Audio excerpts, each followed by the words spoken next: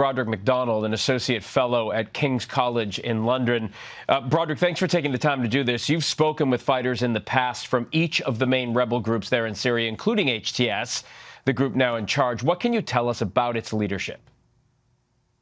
The leadership of HTS has changed quite a bit in the past few years. It started out, of course, with its leader, Abu Muhammad al-Julani, as a member of Al Qaeda and ISIS before he broke with both of those groups and formed HTS, which is not affiliated with any of these groups.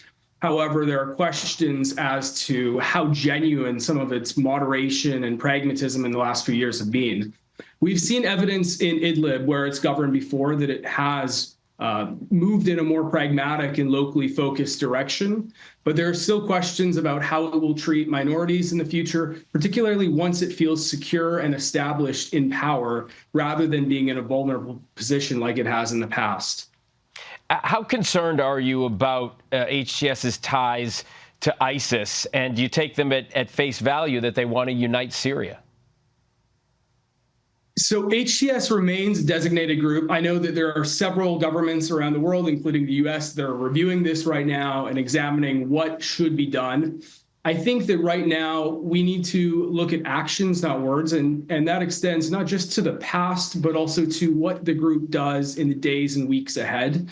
Like I said before, it really matters what it does now that it's in power, now that it feels more secure and less vulnerable. Will it continue on this more pragmatic, locally focused path and protect minority rights, protect some of the gender rights that we've seen they've made sort of very timid moves towards in the past? And will they really work with all Syrians from all different parts of Syrian society to form a unity government or a unity governing structure in the coming days and weeks? What about the role Israel is playing? Do you worry that the airstrikes that we're seeing could inflame the entire situation?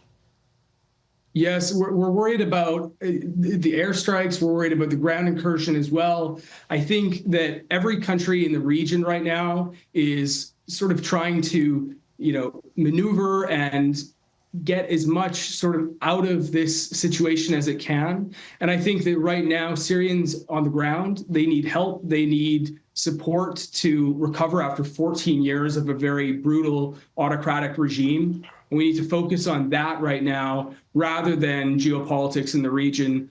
The need on the ground is extremely urgent, and anything that can be done to prioritize that rather than geopolitics at this point is the most important thing for the Syrian people. And we just heard from James there about the drug trade, seeing those pills with his own eyes, taking us into that area, that warehouse. How critical were drug warehouses like that one in keeping the Assad regime in power? Enormously critical to the survival of the Assad regime. In the past few years, it essentially became a narco state run by Assad and his family and his inner circle. Revenue of nearly $10 billion a year from Captagon. Not that many Syrians ever saw any, sense of that, despite the enormous toll that it took on Syria and to the other countries where it was exported to. So without that trade, the Assad regime would really not have lasted nearly as long as it had or as securely as it had, propping up people close to the regime and also indulging Assad with luxury cars and mansions and other things that we've seen images of for the first time inside of in the last few days. Broderick McDonald, thanks so much for the time and expertise. Really do appreciate it. Thank you.